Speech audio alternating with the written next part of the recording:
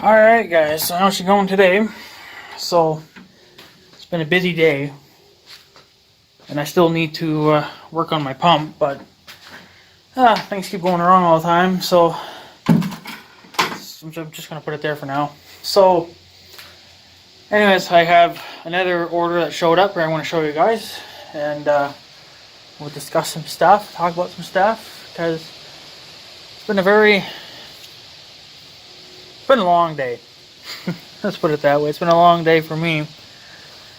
So I woke up kind of late today. Well, I don't know, 9 a.m. Well, no, not really. Technically, well, I woke up at 8, but I usually don't get out of bed until like 9. But I got up at 8:30 because the siren went off. Come to find out, it was a plane crash. Not too far from here. It was a plane crash. So, just a little sprayer plane that crashed, I guess. And, yeah, so, heard that, and then I got a call. I don't know, I suppose at 10 o'clock in the morning. Apparently something was wrong with one of my cows. We weren't sure who it was. It's just my uncle. Without making the rounds, he's still looking for a pair of pliers that he can't find. So he was kind of driving around with the tractor, kind of looking, and he happened to come across a cow, and he thought it was mine because it was a small cow, and I suppose the white tag gave it away too, but. So yeah, so I went over there. Come to find out, it was my calf, last year's calf, R2, I think it is, the one that's got the tag in it, the heifer. She was actually trying to have a calf. So somehow she got pregnant in the process, even though she was too young to be calving. Well, I mean, she's old enough now, but when she obviously got breeded, you know, she was a little small for that. But we found her, my uncle found her in the rental piece, and she was laying down, and so after I got there, we pushed her. Well, we got her halfway to the barn, because we wanted to put her in the barn, and about halfway she started getting crazy on us, so she tried to ram me, like literally tried to push me over. She tried to do the same thing with my uncle, and I said, okay, the F with that, I'm going to go get the four-wheeler, and we'll push her up with the four-wheeler then. So, because I don't want to get rammed. If she's going to charge me, she'll charge the four-wheeler, and the four-wheeler's a little bit, you know, it's a loud machine when you rev it up, you know, and it's bigger than me. I figured that the four-wheeler would be more threatening than me. So by doing that, I figured she'd get a little more scared. Maybe she'd push herself to go to the barn. She got to the barnyard. We got her in the barn. But then she kind of got caught in a corner where we didn't want her to be, so we had to try to flip her around so she would go into the pen so she would go into my pen, you know, where my cows usually go. And she was just so stupid she couldn't figure it out, and I had shut the door, the main barn door, just so she wouldn't get out. Well, she got out. She ended up actually pushing the door open, snuck out, and I had the four-wheeler kind of blocking one of the exits, and she gave zero fucks about Big Red. She plowed right into Big Red. She pushed Big Red right out of the way, popped one of the taillight bulbs out, broke that, so now I got a broken taillight. Well, the lens is okay, it's just the bulb that's broken. So yeah, so I'm gonna have to order a new bulb now. I'll have to order that either from the Polaris website, or I can call I'm just going to call them the dealer. They're not really a dealer. They don't sell machines. They want to repair machines. You know, the repair shop where I took Big Red. I know they could get it, but I can order them online too. It's probably only like a $5 or $10 bulb, I imagine. Unless I can get them in LED, I'd probably get them in LED, but just for a regular bulb, I don't think you can get them at your local hardware. I think they're kind of a special bulb. Maybe not, I don't know. I'm just gonna go through Polaris because it's just easier, and they have part numbers, and they say what machine they'll fit to. Whereas if I went to a local hardware, I'd have to buy like 20 different size bulbs just to figure it out. So screw that.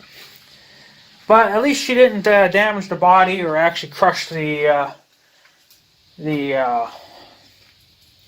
lens, because that would suck to have to buy a whole new tail light. But she just, I guess when she slammed into it,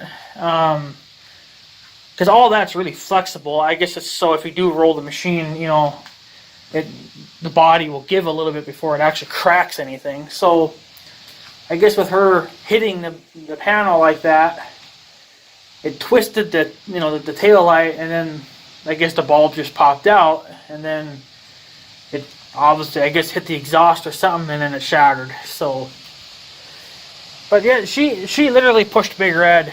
And Big Red weighs, close to 1,000 pounds, and she just pushed him right off to the side like he was just a rag doll. It's amazing how powerful cows like that are. And she's only, I think, like 16 months old, something like that. She's not really all that old, but she was just getting too rough. So what ended up happening is, she wasn't calving. She wasn't pushing the calf out. She would get it out a little bit, but then she kind of would struggle. And then, yeah, and then we called the young guy. Him and his two boys came down, and in the process of them traveling down here, because they were gonna try to pull the calf in the barn. But she was just so fucking wild. It was unreal how wild she was. And he said, okay, the hell with that. We'll load her up on the trailer. So they had to turn around and go back all the way home and hook up the cattle trailer and bring a panel and stuff like that. Hauled the cow all the way back to his place because his farm is the only one that's equipped to actually handle these kind of problems. He's got squeeze chutes, head chutes, all that kind of stuff. He's got all that. I want to get that stuff for our farm too, but, for a squeeze chute, I think for one that's rated for cows right around 1,000 pounds, when all said and done, is going to be about $3,500 to $4,500. But if we had one, we could have done it ourselves. We could have just ran her through the chute and she would have been fine, but I don't know. But anyways, so he got the cow to his place and had her in the head gate there, and there was 3 guys pulling on that calf to get that calf out. And he forgot some stuff at our farm, so we said, okay, well, we'll run the stuff over to you so you don't have to leave your farm and stuff like that. You could wash the calf, because he forgot his calf puller and some tools and stuff. So we ran that back over to his place, and they already had her in the head gate there locked up, and it was him, his 2 boys, and then the one daughter. She was just kind of holding up the tail while the guys did all the pulling. And then when they were struggling, even just them 2, well, no, it would have been, I think, well, no, it would have been 3, I guess. Him and his 2 boys. So there's 3 guys pulling on a calf, trying to get this freaking calf out of her. And then I jumped in to help because, it's like, okay, well, 3 guys is not really doing it. So I figured, well, I'll do the best I can.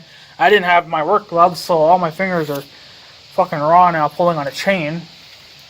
Even 4 guys was not able to get that calf out. He had to end up pulling out the fucking skid steer and pulling it out with the skid steer. It's bad enough when you got to pull out a skid steer to get a calf out. Well, the problem is too is she was getting kind of like weak, I guess, or something too, because she wasn't standing. She ended up laying down.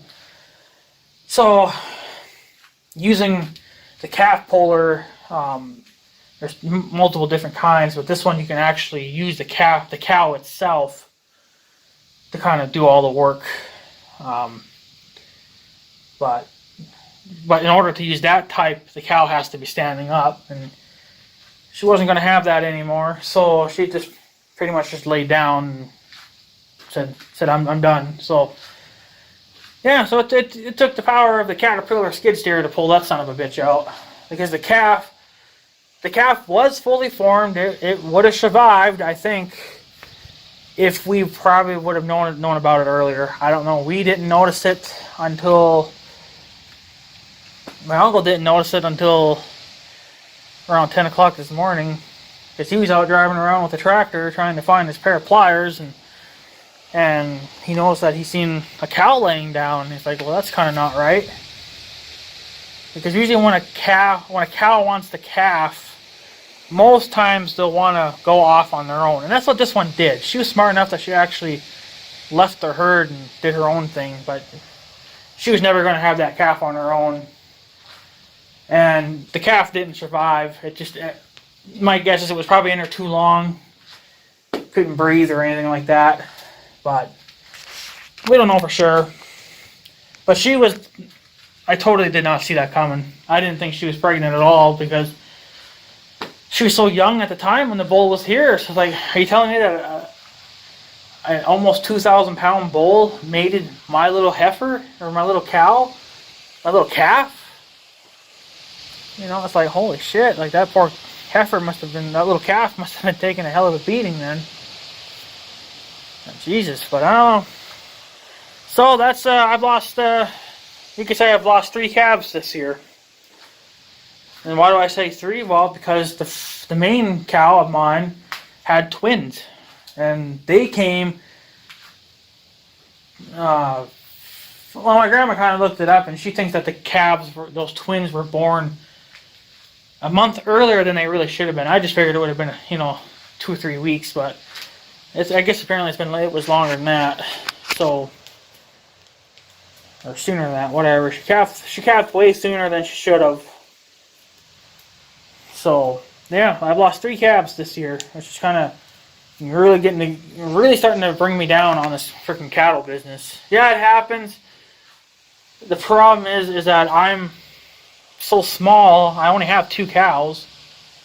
If I had 10 or 20, then okay, then that loss still wouldn't really affect me that much, because I would have other cows to kind of make up for that. But since I only have 2 cows, and that's the second one wasn't even old enough to calve yet. At the time, she is now, but at the time she wasn't old enough to get knocked up. But I guess she took it anyway. So. But, yeah, I just can't, I don't know. It's kind of just a crazy thing. So right now the cow is still over at his place, because she won't stand. But he says that she's just in shock because of all the crap that she went through. Being hauled on a trailer, being chased with the 4-wheelers, and he says, too, that she probably would have been a lot calmer if she had a buddy with her, or a friend, one of the other cows. But whatever. So I don't know. It's just been, she was the last cow I had ever expected to calf, because at the time she was just so small to breed, or even to get bred, to get knocked up. But I guess she took the beating. So. But the calf was fully formed. Like if we would have known about it, who knows when she started having this problem, because she wasn't showing any signs the last time I was there, which would have been yesterday. And I was there. Well, I suppose until 8, whenever. I didn't notice anything, so she could have started at midnight, and she could have been there all night for all the hell we know. We don't know. So. Because you usually don't have to really worry about that too much, because they usually calf. If they do, They usually calf with no issues. That's the reason why we kind of, we moved to the summertime now for calving. So if they did calf outdoors, we wouldn't have to worry about them freezing to death. Wouldn't have to worry about, snow, them getting buried in snow.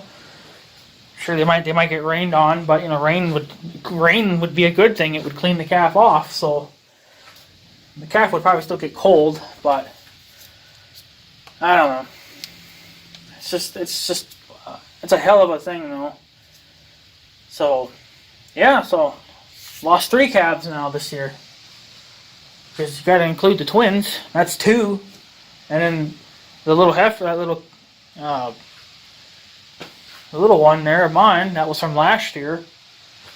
She was pregnant, and she was just so small though. It's like she didn't have a fat gut, but yet she had such a damn big calf, or whatever calf. So it's an interesting thing what cows go through, especially stuff like that. But nothing we can do about it, boys. It's a shame. It's a waste of a cow. I mean, I think the mother will be okay. The little mother, but her calf, obviously, whoever that was, a boy or a girl, we didn't check, but I didn't check anyway. But it would have been a perfectly good calf too, that little one. So if it just would have come out like normal, we would have not had any issues. So, but yeah, she's just such a wild thing. My main cow's better than that. At least she don't try to headbutt me. But she knows that I'm the one that's taking care of her. This is calf doesn't really know, like, she knows me, but she don't know me well enough. She don't trust me, and we don't have that relationship like I do with the other one. We don't have that. So, but yeah, if she, no matter, I mean, yeah, sure, she might have healthy calves, but the problem is that she keeps being, where she wants to headbutt everybody and chase everybody. She ain't going to be staying here on this farm then. Screw that. I want, fairly tame cows. She's not tame at all. I tried taming her, but the laziness in me, I guess, took over and I kind of gave up. But the main mother, she's all right. I mean, she don't headbutt me. She don't really typically care that I'm there, but we've been through this multiple times already, and she knows that I'm not there to hurt her calf. Because she knows, because I'm the one that feeds her, gives her water, feeds her when she's in the barn, and clean up her mess. So, but her daughter, the one that got that had this calf now, we're not like that. She wants nothing. She wants nothing to do with me. So, but I don't really want to sell her either, because then I'm back to 1 cow again. It's like this is her first time. She's probably she just don't know what the hell to do. So I think next time she'll probably know a little bit better. So I'm going to give her one more chance, and then we'll let her get pregnant again this summer, and then maybe she'll be a little bit better next year. She probably still won't care for me, but she'll kind of get a better idea now to, hey, go to the barn to do your business. Because my other cow knew. When the main cow was calving, she waited for me to open the barn door. I opened the barn door, she walked right in. So she knew. She knows what to do. But her daughter has no clue yet. So, but she's she's still in the learning stages though. But whatever. So anyways, we're done talking about that because that's done over with now. It's a shame, but what can you do? Anyways, I ordered I already put them back here, but right here are 10. I got these a few days ago, just haven't made a video on them yet. But these are 10 T brackets. I've ordered them before. They slip on a T-post, and then you can mount whatever you want here. So this is what I mount my signs on. But they do rust. So electricfencelight.com apparently is where you can buy them from. But I just bought them from eBay. I didn't know they had a website, but I guess they do. But anyways, I've needed more of those, so I bought 10 more of those. I got a 10-pack of those from eBay. I got to get more T-posts, but I can get those with the hardware. I only need like 4 foots. 4 foots are good enough for signs. And I bought a little something for the Midland radio setup that we're doing. So if you guys remember the antenna, the little 6 dB antenna, well, I bought another little guy, a little toy for that. So we'll take the antenna out. And this is probably, this is going to go for the 1586 because I haven't done Big Red yet because I'm waiting for another mount, for them to get another mount back in stock, but they haven't done that yet. So I'm going to check later on this month and see if they'll restock them because I need that mount. But here, in this little package, is going to be used, I guess, for the 1586 because Big Red's not metal. There's no metal bits on him, so anyways, this is just simply a little magnetic base. Like, I guess like a little rubber thing on it, I guess. It's got the correct mount for the antenna, and I think it's got 18 feet of coax wire, I guess.